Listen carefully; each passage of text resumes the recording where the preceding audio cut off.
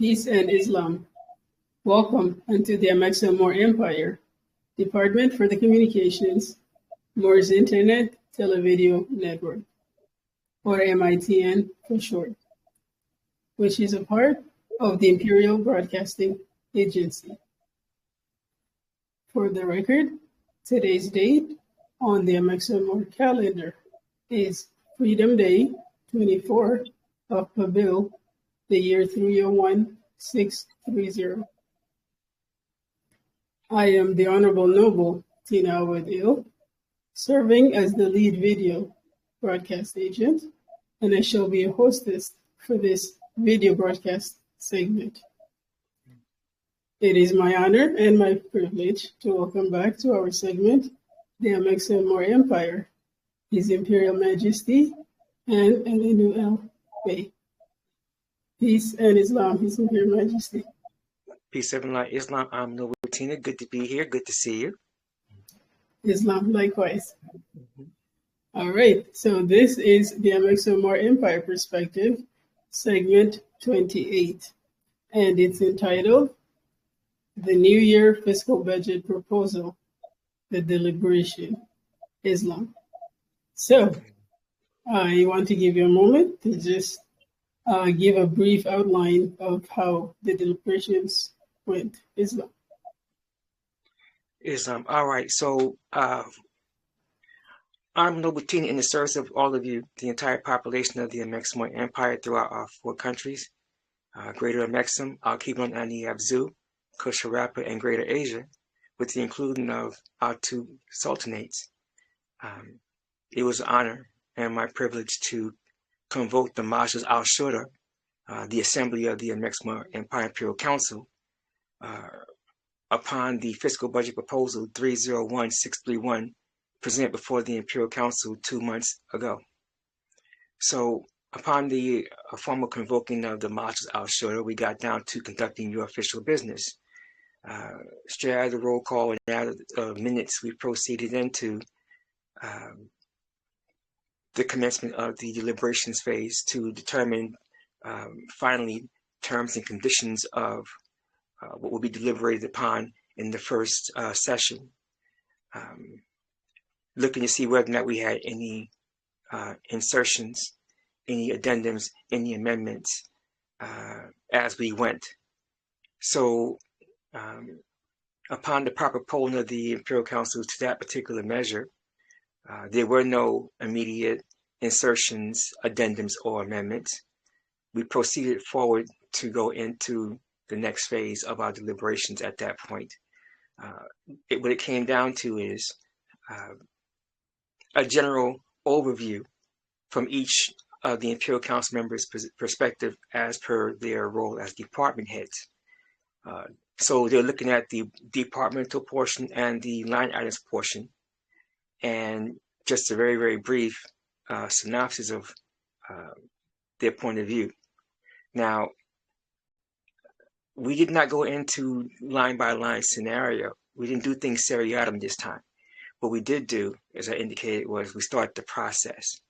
So as a result of the process now being underway, when we convene on the coming, when we convoke, excuse me, for the coming Majlis al-Shura on the coming Love Day, the proposal deliberations is going to take a bit of a different tack.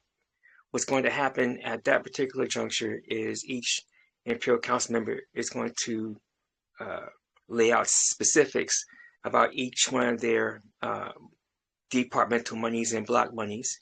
They're going to lay out specifics on particular line items for their departments and sub-departments. Now, we're not going to cover the entire budget proposal in the next convoking. The process will have begun then. So there's a particular order: Law and Justice, Imperial Affairs, Treasury and Budget, Interior are the first 4. There's 12 departments, so we break them into tiers like that. Tier 1 having the first 4, the mid-tier having 5, 6, 7, and 8, and then the remainder for the last tier. And once we get through that, that may take additional convokings to get through all of it. And from there, we get down into the, I guess you can say, the vegan meal. We get down to eating on the business now. We got to get down to, all right, what are we doing here? Why are we doing it? How are we doing it? How does it make sense? Make it make sense. We will be going through that for a few sessions, I would imagine. And then from there, I will begin to poll the Imperial Council in your service to see where certain things stand. If they're ready to proceed, with a majority ready to proceed to negotiations, a date for the first round of the budget negotiations shall be set. And I will inform all of you that we are now conducting your official business in the form of negotiating what could be the next fiscal budget law. And in short form, that is what's happening. That is the process. We've already set the terms and conditions, and now we're proceeding on. Islam. And gratitude for bringing up the terms and condition aspect. Can you give a brief outline or details regarding that aspect, Islam? I did give some already regarding timing. I did give some already regarding scope of particular things we're doing. Beyond that, not really at liberty to do that. As we proceed, I can give you generalities what's happening in an Imperial Council meeting. However, what word for word, who did what by specifics, we don't generally do that. We keep those things specifically inside of the adept chamber upon which the Imperial Council convenes. The Imperial Scribe keeps the official record. And that's about as far as I'm able to go based on what you asked. Do you have another follow-on question regarding the budget deliberations process or the budget, the proposal that you? Islam, my question regarding the terms and condition was on the general aspect of it, so nothing too specific. Islam. Well, do you have any additional questions about the process or what's in the fiscal budget proposal? What's in the fiscal budget? We can cover that at this time as well. Anything in particular you want to know? Expenditure-wise, that's what's coming to mind. Was there anything out of the ordinary that was of greater expenditure than normal that you can? There is an inordinate amount of uncertainty across the planet, and there are many factors. As I explain on a regular basis, because of things outside of our jurisdiction, what parties are doing is cause supply route issues, supply chain issues, and various corporate entities across the planet. They are requiring their franchisees that think they're quote unquote citizens to acquire a quote unquote digital ID.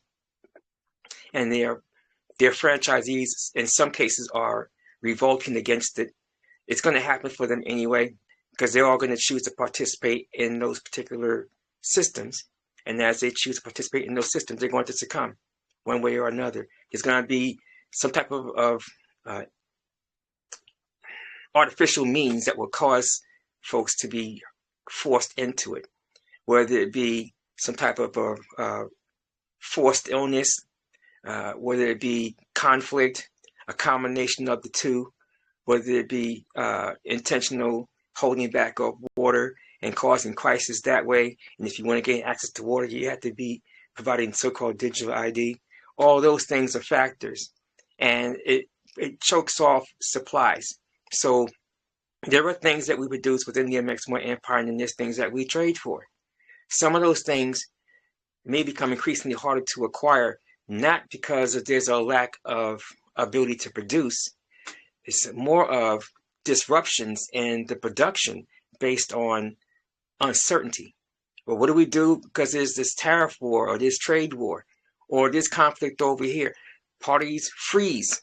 And so shipments of things can be impacted, or other factors that can take into account that if you don't plan properly, you're going to put things into a fiscal budget proposal that you won't be able to acquire. So we have been focused throughout the whole time on what is realistic that we can actually acquire, not just because of the monetary abilities. Are things going to be put on a dual use list where things can't get shipped to certain places because it may have dual use, and one of those uses might be military in application? Is it going to be an issue where parties don't transfer things to particular locations to be paid for because of technological transfer restrictions? There's a host of things that are coming into play here. So one of the bigger factors is, because of this trade war and tariff war that folks are playing in these various jurisdictions, what occurs, or alleged jurisdictions, what these parties are actually doing is, you have many products on the planet now that have components that's produced everywhere, and then they get assembled into one thing somewhere else. So the question now becomes, all right, with all these tariff wars going on, do I manufacture my good or my product over here and just pay the tariff once? Or do I have to pay multiple tariffs because the various components have tariffs on them moving around, quote unquote, borders, or in some cases, actual borders? Well, those things have consequences in the form of higher prices. And tariffs can cause things to go into scarcity, which can also lead to higher prices. And the inflation causes a downward spiral. So availability of things may not be there because manufacturing has come to a halt. The layoffs of folks are outright fired. So this is out of stock, that's out of stock, this is out of stock, that's out of stock. And why are all these things out of stock? They're out of stock because there's no folks available to do the trade. Because there's no pay for them available. Because there's no clients buying what's already in the pipeline. So we get impacted directly or indirectly depending on what the item is that's being acquired. This is why, again, the more industries that we have within the Amexem-Moor-Empire, the less relevant all that stuff is to us. Right now, we still have to do international trade. So that these things impact what we're looking at in the budget proposal. So hopefully that will give you a clear picture. Do you require any follow-on question what I just explained to you, Honorable Noble Tina? Not so much, but you did mention higher prices. I do take note of the silver prices having exploded recently, and I know that's our focus within the Amexem-Moor-Empire. So with regards to those prices going up, how does that affect us, if you wanted to go a little bit into detail with that regarding our deliberations as well? Islam, that goes to, it's actually deflationary for us. We're the exact opposite. Right now, parties are voting with their feet and with their purse. The gold price and silver price are spiking because what they're saying is the foreign venues that are printing paper like crazy, in this instance, you're talking about the PBOC and you're talking about what's some called the Federal Reserve. They turned their paper printers on, printing out all this paper backed by nothing. And they're having a problem with their bond auctions, both of them. Talk about the quote-unquote number one and number two quote-unquote economies on the planet, and they can't trade their debt. They can't get folks to buy their bonds at auction. It's impacting yields, a host of other things. Well, all those things impact the gold and silver price.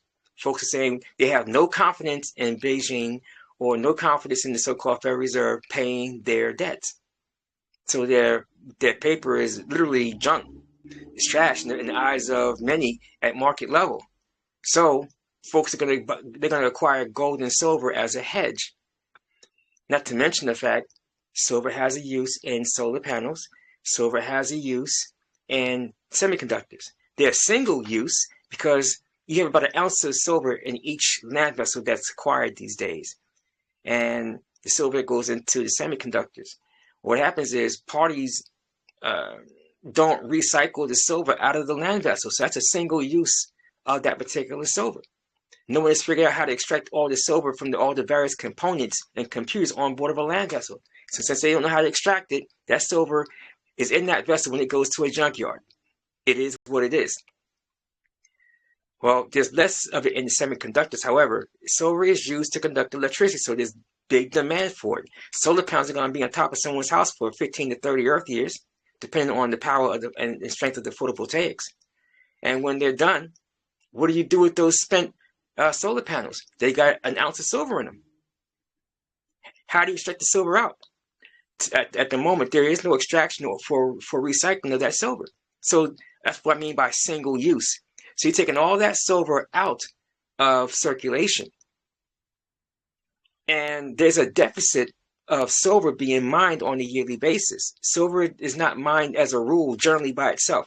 In some cases, yes. However, for the most part, silver mining comes as a result of other things being mined. And while the expense of the silver mining is an issue to those that do this work.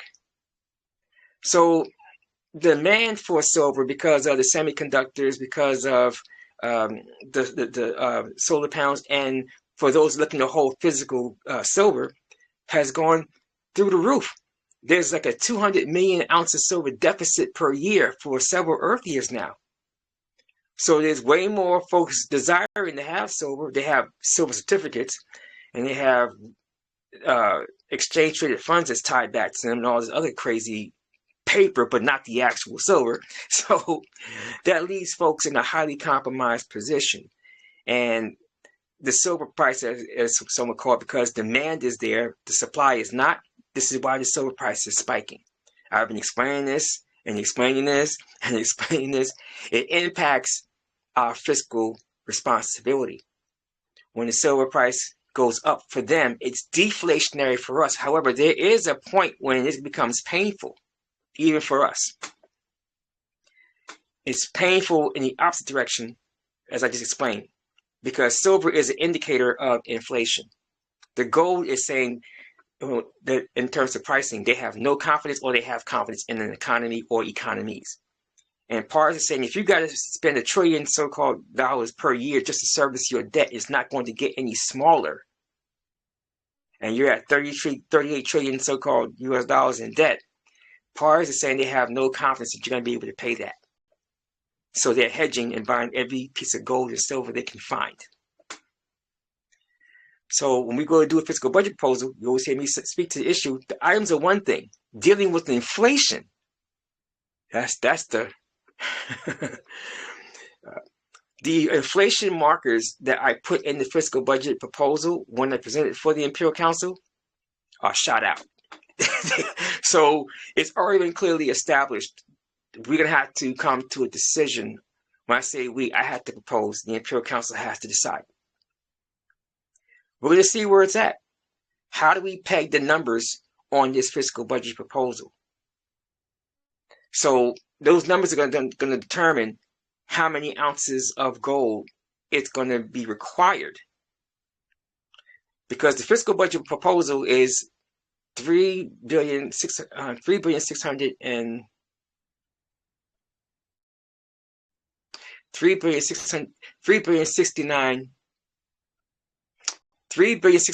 million in gold, so-called US in gold or silver.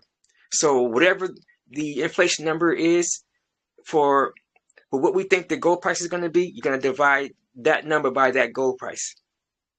And that will tell you how many ounces of gold it is. Same thing for silver. Right now, we don't have a clue because we knew as recent as 4 Earth days ago to expect the silver to spike to 65 worth its piece of paper per ounce. You may recall when I first met you, silver's going to be 5,000 an ounce and gold's going to be 50,000 an ounce. It's one thing to speak on this, and I've been saying this for close to 30 Earth years. It's one thing to speak on, it's another thing when you actually are watching it happen before your eyes. So when I conduct your official business by convoking the modules out shorter so we can get you a budget law for next year, it's easier said than done. And it's not getting, it's getting a little wild and woolly. So the real test for me is what happens for the next fiscal budget proposals after this one. Because over the next year or so, you're going to see their digital ID nonsense spread across this planet like wildfire. And for those who are contacted, they're going to have an issue. Those who are contracted are going to have a definitive issue. Or they can come with us. They can train them to pull their weight, and we keep them out of that nonsense. So I'm going to leave my comments there. Do you have any follow-on questions on what I just explained, Honorable Noble Tina? I think this is a great place to end the segment for today. So we shall return after the deliberations and further deliberations and go from there. Islam. Well, the next session will be the second session on deliberations. My best guess, 4 to 6 sessions before we get to a negotiations phase. Now, I don't know. I'm not part of the Imperial Council. It's a separate branch of the Imperial government. And as department heads, I get to tell them what to do. As Imperial Council members in your service with their vote, they tell me what to do. So when we convoke, it's even parties sitting down to have a chit chat. And I can't push too hard. They can't push too hard. We're just there to meet halfway to provide you with excellent organic diplomacy and governance and appropriate, competent fiscal responsibility. So I'm going to leave that there. Islam. Islam. Well, gratitude. I just want to take this moment and thank you for all of your answers to my questions for today. Islam. Islam. On behalf of the Moors Internet Televideo Network, myself, thank you once again for being on the segment. And to our wonderful audience, more information about the Amexem-Moor-Empire Imperial Government operations down to the local level. More information can be found through the website modernmoormonarchy.squarespace.com. So show us some love and leave a positive comment and a feedback. I would appreciate it, and we all would. So thank you once again. And you're also encouraged to share the link to this segment with all whom you associate with. And until next time, on behalf of His Imperial Majesty and all of our fellow nationals of the Amexem-Moor-Empire, held empire-wide, we say peace, great health, prosperity upon all of you and upon all of us. Islam.